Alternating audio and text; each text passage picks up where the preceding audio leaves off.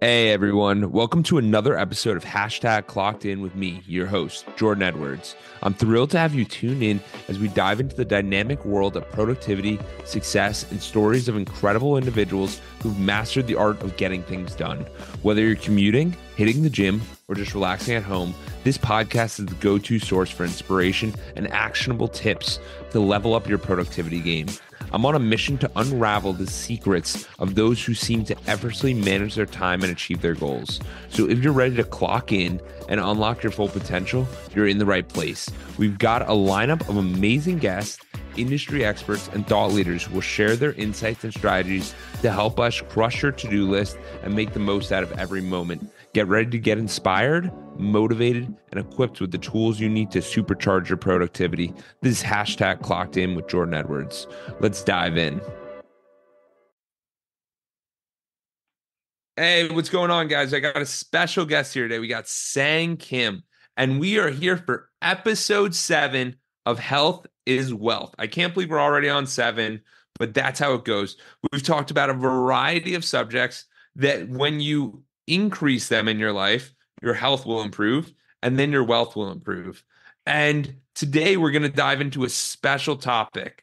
It's going to be blue zones. And it's the secret of the blue zones. You might have seen something on Netflix called Live to 100 Secrets of the Blue Zones. And we're going to dive into that today. So, Sang, how are you doing? I'm excited to talk about the blue zones. I'm excited to learn. I'm excited to grow. Tell us, how are you? Yeah, I'm doing well. I'm getting up at 6 in the morning and doing my morning routine and getting out and golfing. It's one of my little treats in the morning to get up and get the body moving, get my 10,000 steps in. And yeah, it's been a lot of fun so far. I love that. I love that. And I think that's so important for everyone to realize because once you figure out what your joy is, like you should ask yourself in the last week, what made me happy? For myself, it was on Friday, me and a couple buddies in Madison, we ended up going to the beach. And it was on sunset. I'm in Tampa. It's very hot out. So we got there around 7:15 and you catch this beautiful sunset. And you stay there till like 8 o'clock. You're in the water, you're walking around, you're doing all these good things. And on Sunday morning, I was like, hey, what was the highlight of your week or weekend? And she was like, the beach. And then I go, do we do it again on Sunday? And that's what we did. Because once you find what's winning for you, you recreate that. Now, in today's episode, we're going to talk about all of the secrets of the blue zones and how to implement those into your life. Because where we are I'm in America, Sang's in Canada. It can be challenging to implement some of these lifestyle things. But Sang, take it away. Yeah, so if you haven't had a chance to watch Live to 100 on Netflix, please do. And this so we'll talk about the blue zones, and our discussion will be like an introduction and an opening. But I think people will get a lot of value at watching Live to 100 on the blue zones. Absolutely. Yeah. And real quick, it was Dan Buettner, and he discovered the 5 unique communities where people live extraordinary long and vibrant lives. So these are people that are living to over 100 years old, and they're not sitting in a nursing home. They're not struggling. They're outside with their communities and their families and planting and all of these incredible things where you start to sit there and go, what do I want to create in my life? What do I want to be in my life? And it's really important to realize that.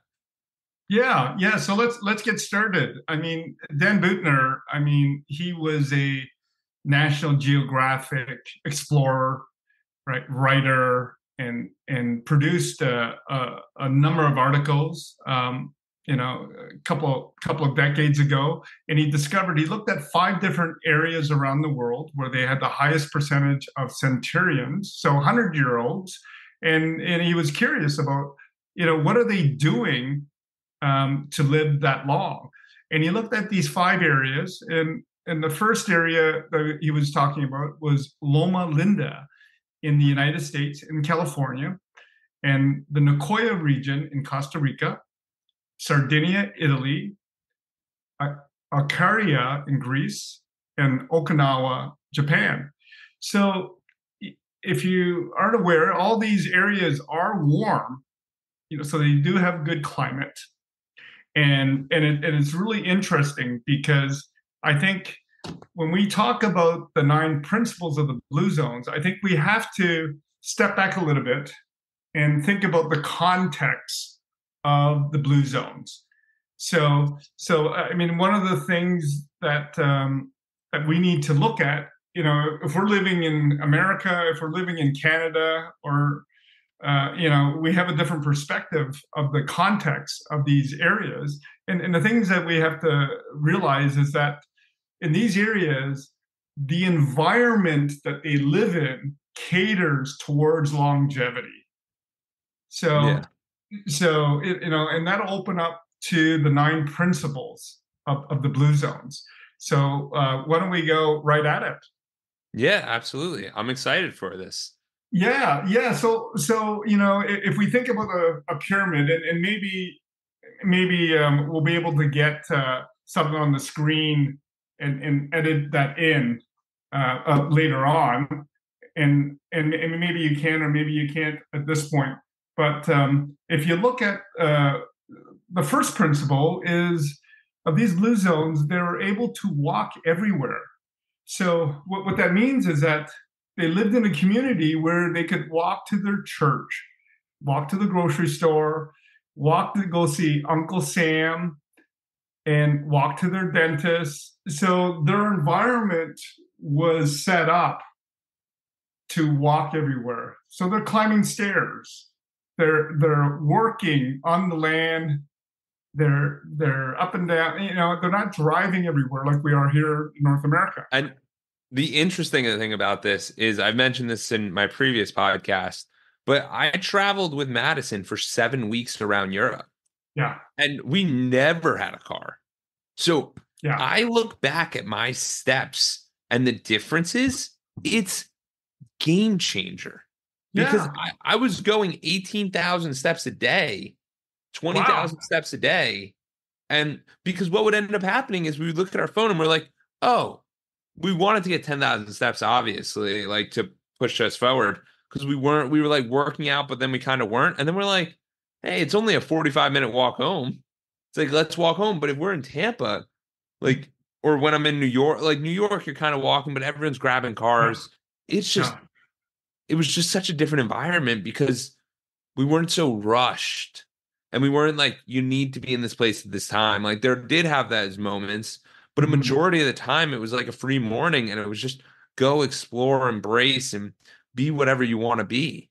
Yeah, yeah, yeah. And you think in contrast to Western culture, like Western culture as in North America, here in, let's just say, Canada and the US, I mean, we're driving everywhere. So how can we use some of these principles? Well, one of the things that I'm mindful of is, let's say I'm going shopping. I'm not going to park right close to the entrance of the mall, for example.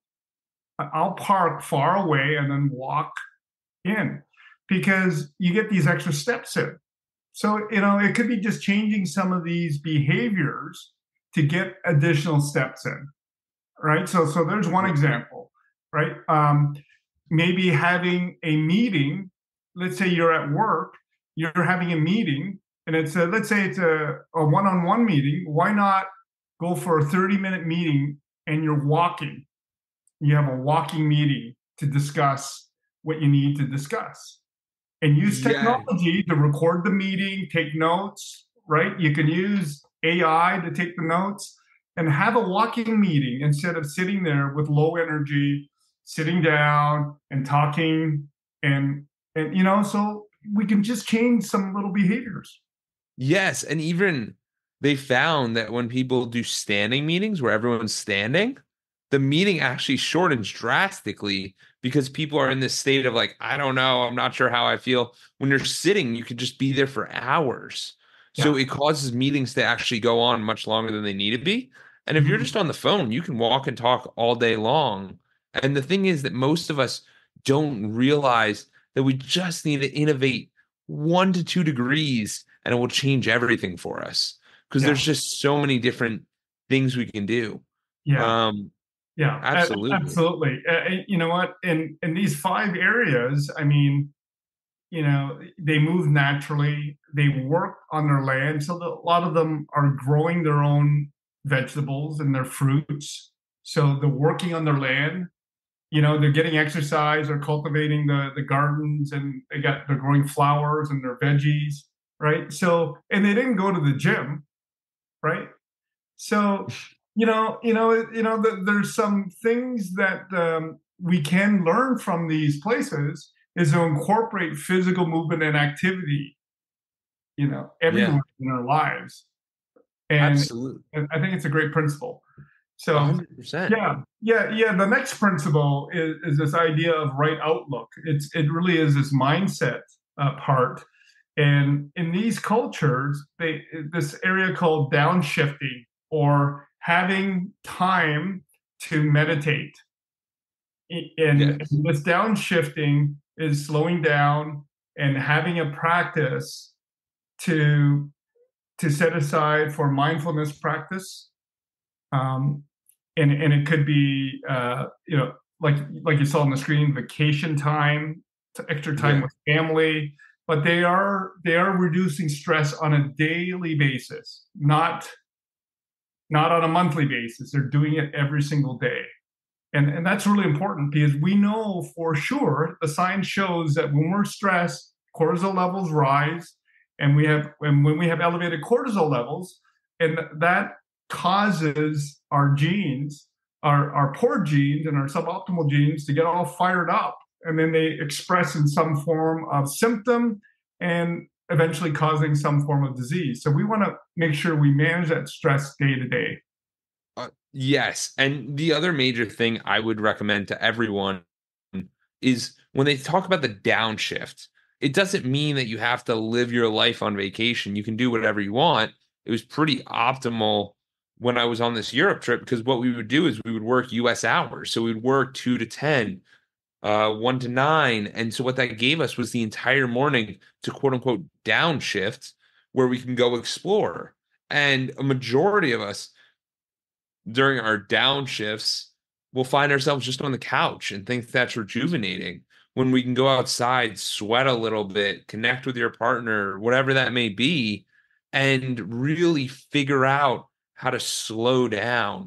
And sometimes what slowing down is when you go on a walk, it's leaving your phone because Mhm. you cause yourself to jump from thing to thing to thing. And it's like you need to go on a walk and realize, oh my God, there's a heart in the flower, which is like incredible. How is there a heart leaf? Like, how did that happen? And you don't realize these little things because your brain is in this mode of we have to do this, and be in the next thing. So, Mhm. the podcast is one of my, it may not seem like a slow down activity. It's a slow down activity to me because I have to be super present and I don't use the phone.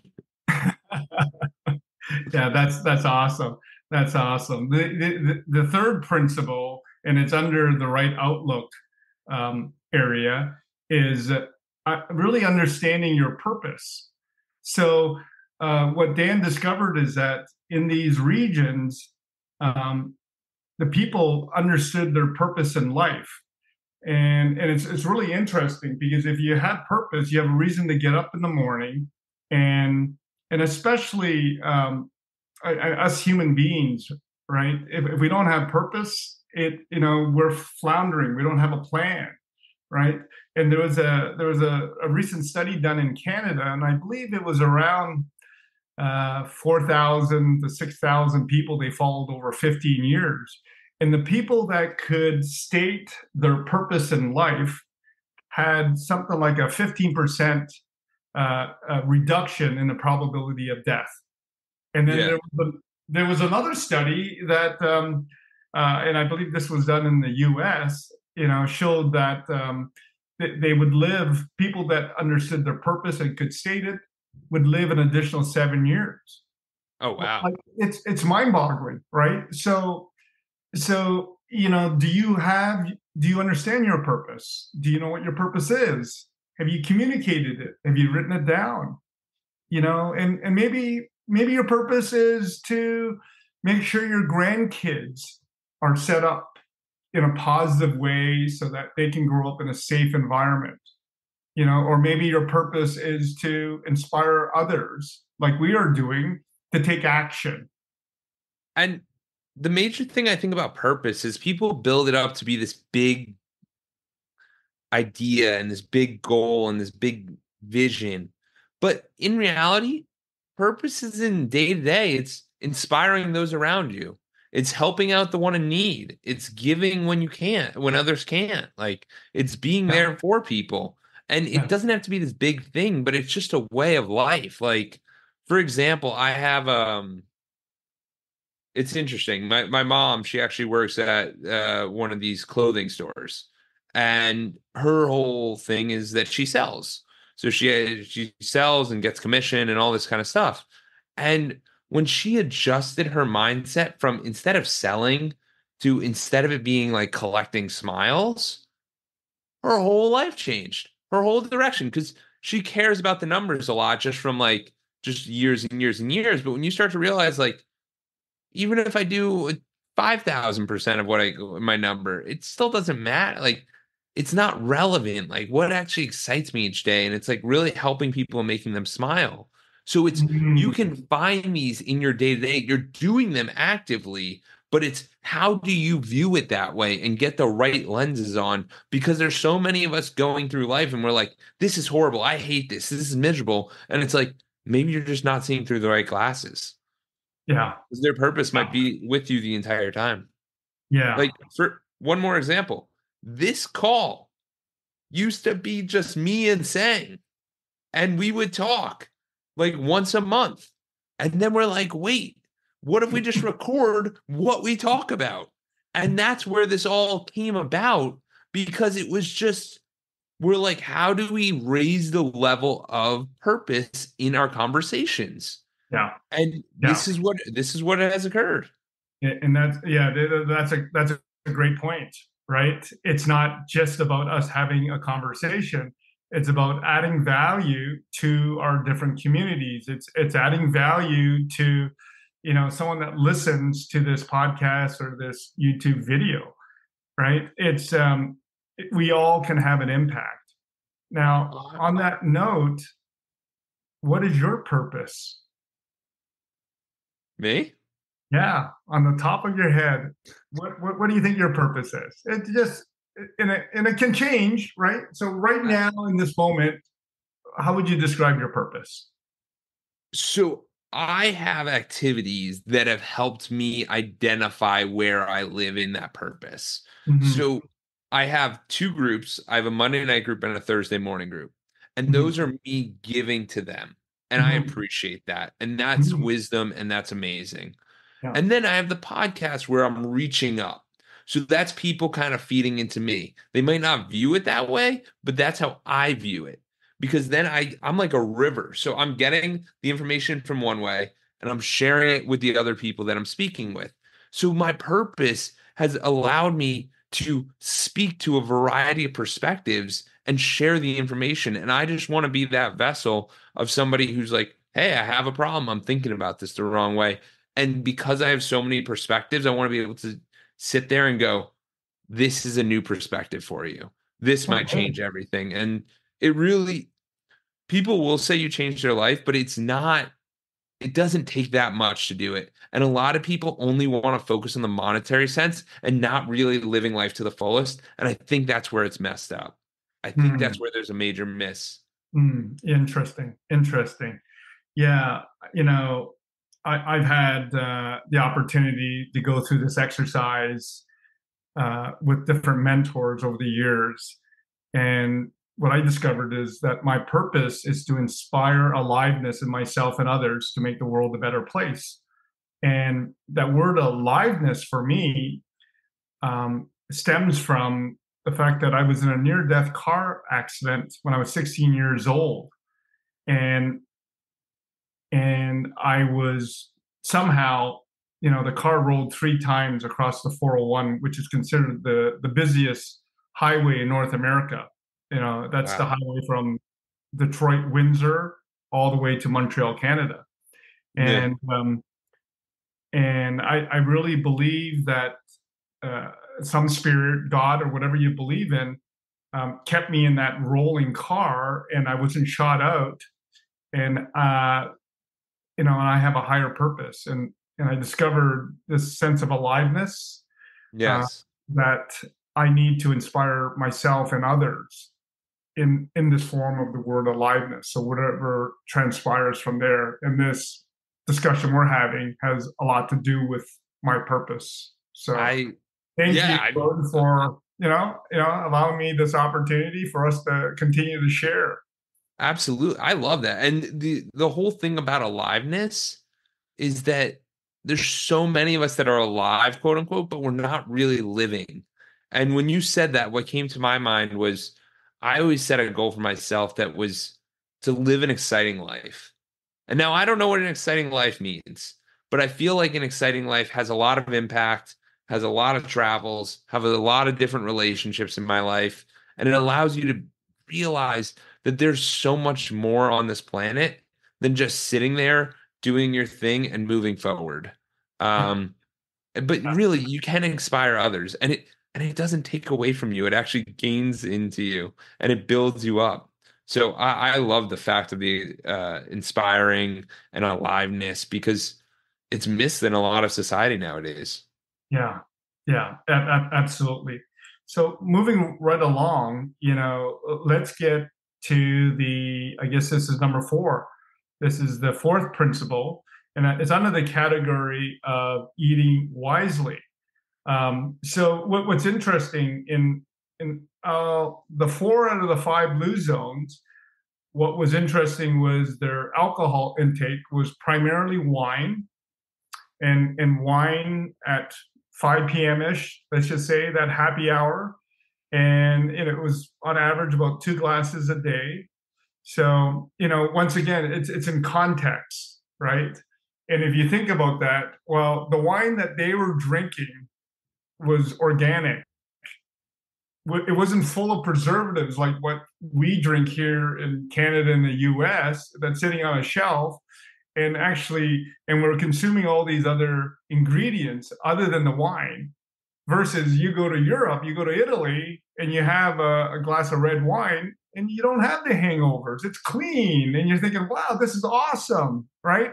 So the context here is that, the wine they were drinking in these blue zones, right, was very clean, right, and very healthy. The red wine was obviously very healthy with lots of positive ingredients, including resveratrol, right? Which is a nice active ingredient. So, Uh, Absolutely. And I actually saw this when I was going on this trip, and it was funny because we went to this. I forget where we were, but we were in one of these places and they had this thing called I think it was Paris, and they had a quiche, and it mhm, was just like we literally had it. We were like, wow, that was so good. Like, how'd you guys make that? And they're like, well, we got the goat milk from from an hour away. We got the cheese from another farm. And you start to realize that everything is like it wasn't like they went to the food store and picked it all up. Like everything gets delivered and it's all coming from the farms around them. And it's yeah, much more organic. Like if you look at the different ingredients, like so this is something that's been an awareness for me. One was looking at the label, and then it's looking at the ingredients on the label because you start to realize that even if it's got a ton of sugars, it might be a banana. Like there might be undercover, like it might be a fruit. So it's not a bad sugar. It's just when all of these things are when there's 100 ingredients for a chicken, I don't think it's a chicken. Like, exactly, and it's exactly. these little things. So, like, if you can find incredible wine that's minimal ingredients, that's mostly the grapes, that's mostly what Sang was mentioning, yes, drink the wine.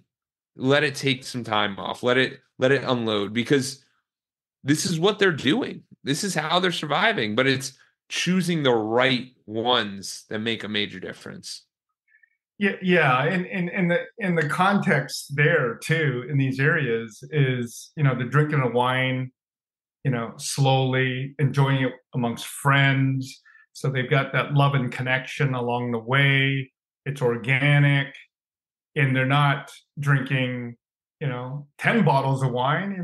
It's on average a couple of glasses of red wine or white wine, and it's clean, and it's enjoyable, right? It's part of the culture, and Yes. yeah, it just adds to their longevity, their loving connection. The other 100%. area of eating wisely was, well, these 5 areas, it was primarily a vegetarian diet. However, the proteins they ate, for example, in the Mediterranean, so look at Sardinia and Ikaria, well, you get the Mediterranean there. Of course, they got fresh fish, great source of protein, bioavailable for the gut, and it hasn't been processed, right? Like unlike Atlantic salmon, which is actually just horrific. I would not advise eating Atlantic salmon because the pellets that they feed the salmon are full of tons of chemicals, and basically they have basically paint in these pellets amongst other chemicals to get the Atlantic salmon to look that pinky orange color, Yeah. right? So they're Wow. farmed. There's lots of infestations of bacteria, Yeah. worms, and bugs in these farming situations. So I would not, and that's different than what we're talking about, right? Yeah. So that, Mediterranean, they're eating the fresh fish, and if you're looking at the Nicoya region in Costa Rica, there's lots of beans, lots of Yeah. high fiber in there, and they're eating very organic corn with their beans down in Costa Rica, and if you look at the Okinawans, right, their main source of carb were the purple sweet potatoes. Yes. So we're talking about just full, rich of nutrients and vitamins and minerals in the purple sweet potatoes, right? Yeah. So they're eating organically, um, but they have a good variety of vegetables and plants around in their fruits to give them the natural nutrients. Um, and a lot of their farms, I mean, they're not large farms, right? So they're not getting hammered with all the pesticides, the herbicides, and the nitrogen that kills the soils and destroys the nutrient value of the vegetables that are being grown, right? So so the context is different, Yeah. but it is primarily plant based. But they do, of course, it's organic beef, pasture raised beef, right? Yeah. And And it's the important thing here is like I know you might be listening and being like, I don't know where I'm gonna get these ingredients. I don't know where I can get this stuff. And it's not the point of the podcast and this episode is not to be like, let's rearrange every aspect of our life, but it's if we pick up one or two things that may be hackable, like maybe when we go to the food store, we go buy the pasteurized beef instead of the regular beef. It's these little things that might cause little incremental changes that might be that 1% change each day, which is why you listen to podcasts because you're trying to get 1% better. You're trying to do 1% learning. It might be entertainment. That's another aspect, but this is more of a learning base. So yeah, I really appreciate that saying. yeah, absolutely. And the other principle in eating wisely was this 80% rule that was found in Okinawa. So the Okinawans practice eat till you're 80% full versus Western culture, right? What does your mom say? Make Eat sure you until you're eat, full. make sure you eat, take everything off your plate. Eat everything off your plate, right? So there's Western culture mindset on eating. Okinawans is eat till you're 80% full, and then you're good, right? You don't need to overeat. So it's a different mindset, right? And then the other thing about eating in these cultures, and it was consistent amongst all 5 of the blue zone areas that we have referred to, is that the largest meal wasn't dinner time. The largest meal was breakfast, and the Really? next largest meal was lunch, and then the smallest meal was dinner. Wow. And yeah, so it's reverse to Western culture pretty much, right? And you think about it, if you don't have a large meal before going to bed, your body's got to actually rest better because now the blood is going to not your gut, right? Yeah. And really focused on relaxing the body, and your body is not in that sympathetic nervous system. It's not digesting Yeah. and taking away from sleep. It's ready to go to sleep, our bodies that way. So Yeah. this is an observation, right?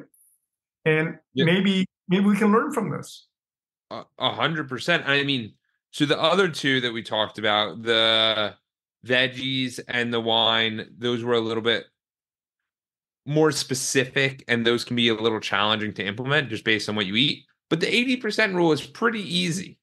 Also, the inverse of eating heavier than lighter, because we've talked about this in the sleeping episode where we were talking about the 3-2-1 rule, where it's 3 hours before bed, you don't want to have food. So it's kind of like this idea of how do you slow things down and how do you not overfill yourself?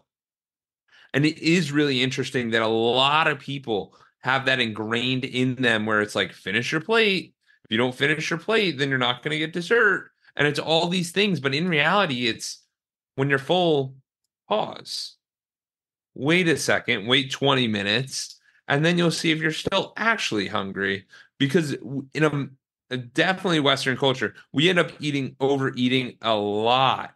And Yeah. it's not even that, it's mostly our portion sizes are just way, way bigger. So, like, some of the Yeah. ways I've been able to implement this a little bit in my life is like maybe I'll get, and I'm not saying this is accessible to everyone, but this is what I do.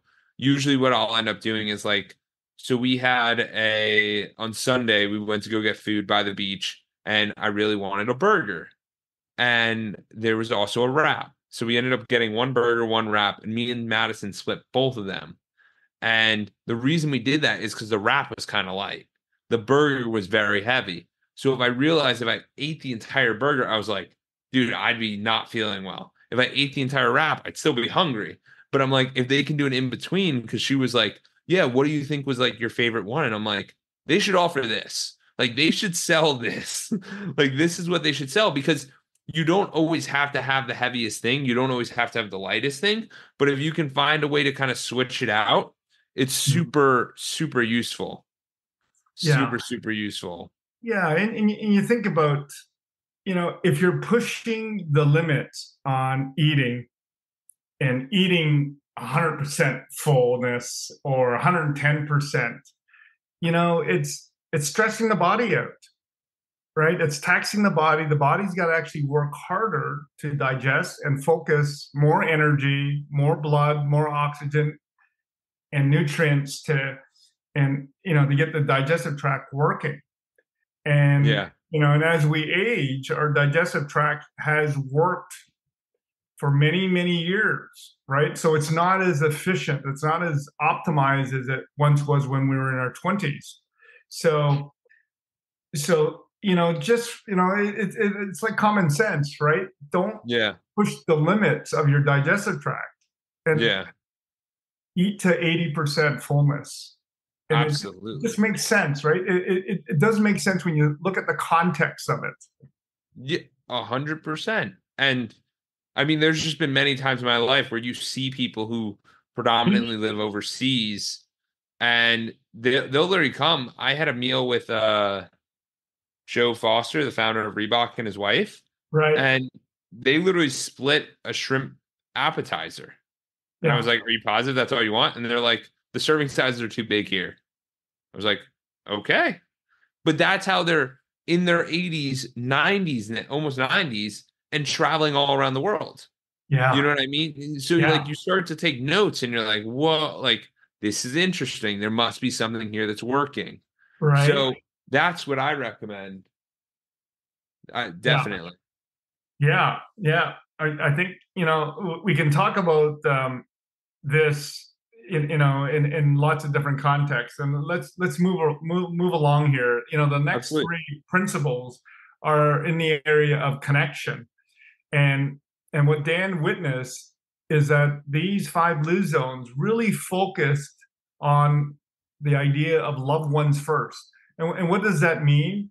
Is to make sure your spouse and your children are well taken care of, mentally, physically, and emotionally, that you repair conflict and you talk about things that aren't working and you talk about things that are working, but to have this close connection with your inner circle family, so important, right? Yes. And you think about when it's not working, there's a lot of stress, right? There's sleepless nights. You're not eating well. So all Yeah. of these basic fundamental areas that we need to be excellent at for increasing our health span and lifespan are not there. And, Yeah. and it's so important to really take care of your loved ones and to have that connection. Absolutely. And that might come down to having difficult conversations with some of them. Yes. Because a lot of the time, if we avoid those difficult conversations, then we can't rip off the band. Then it becomes oh my God, how did this build up after so long? But it's like, no, I felt this way every day. And it's like, just Yeah. share it when you feel it the first time or the first two times. And it's like, we need to optimize this. How are we going to get better at this? Whatever Yeah. this may be. Yeah, and I'm not perfect at this. I mean, I've avoided conflict for a good chunk of my life, and it wasn't until I was working with a coach where I start to learn how to have these crucial conversations, these Yes. conversations that were a little bit more difficult. I'd get stuck. I would I'd have to think about it for a while. I avoided these conversations that were uncomfortable, and what I realized is that that wasn't me that was feeling Yeah. this. My soul wanted to have these conversations, but my patterns of the past, my relationships, the way that I grew up, my relationship with my parents, and they weren't very open, right? So they didn't resolve conflict by sitting down and talking, right? Yeah. So you realize that we have to have these crucial conversations in a reasonable amount of time, like sooner than later, Yes. right? And sometimes your partner needs a little bit more time, depending on their attachment style, depending on their personality, and just having some ground rules on how to have difficult conversations. I think that's really important. And this is what we're Yeah. talking about, right? Well, Is- it's so pretty much, I think the underlying thing is that there's frameworks to winning. There's frameworks to having great conversations. There's frameworks to having great families. There's frameworks to living a long life. These blue zones that we're talking about, these are the frameworks to living a very long life. And we're diving into some of them, diving into the details. But in reality, it's how can you prioritize your family to make it so you're having better experiences with each other? How do you make it so, and that might be Friday night, we don't use our phones, or at dinner time, we don't use our phone, or we eat dinner together. It can be anything, but yeah, it's how do you find these winning formulas to make things work? Because what ends up happening is we always get bogged down and our day is the most important and we're struggling. And it's like what they found was community was building people up, not breaking them down. yeah, And it's how do you find those communities for yourself? yeah, yeah, absolutely. And on that note with family, I find have have any reason to celebrate. Celebrate the little things, celebrate the big things, celebrate every birthday, celebrate every graduation, celebrate every small win, and be connected, right? There's pick up the phone, right? And it's really, really important because essentially when you think about health span, our quality of our life, I think a big part of it is the quality of our relationships. determines the quality of our life. Like that's a big part of it. It's not everything, but if you've got really good relationships with your loved ones and friends and family, it's a pretty good life, right? Like it's a good Yeah, chunk of it, right? To be able to share and to be vulnerable and to, you know, to be there in the good and bad times. absolutely. And the other thing is, no one remembers all the hard work you put in and speaking to the people that you didn't like and doing all these different things. Whenever you think about your year in review, it's always these moments you created. Whether you traveled somewhere, whether you had time with family, whether you surprised someone, whatever it may be, but it's not usually, oh, I was working and I did that. Like, Mhm. so the point is, you have to prioritize these relationships. They're not going to build on their own. So, Yeah. like, one of the best ways and tips I have, and then we could touch on the last two. One of the best tips I have is I use this thing sometimes where it's on our phones, we can do a voice memo. Hmm. So I think a voice memo is very good. I think a community group chat, like a family group chat, where you're just like, Yeah. hey, today I got this win, like, or it's just like, oh, this is what's going on, or send photos or whatever. And it's all these different people, and it makes you feel as if you're in something more Yeah. um, when you might be feeling a little down. So it can be super valuable. Yeah. Yeah. Absolutely. And moving right along, we're on principle number 8, and it's under the connection umbrella. And Dan recognized that all 5 of these communities, they have a sense of belonging. And they were, these cultures, the church was a big part of these cultures. So it's under the sense of belonging to a group and having a community. So these groups went to church on a regular basis, and whether you go to church or you belong to different types of communities and groups, it could be a running group, it could be a friend group, a men's group, a women's group, whatever it is, that sense of belonging and community is a must. And you think about the opposite of that, feeling disconnected. We have prisoners in jails. What do we do with them? Right? We isolate them. We put them in darkness, no stimuli. We remove them from society. So that's the opposite to health and longevity.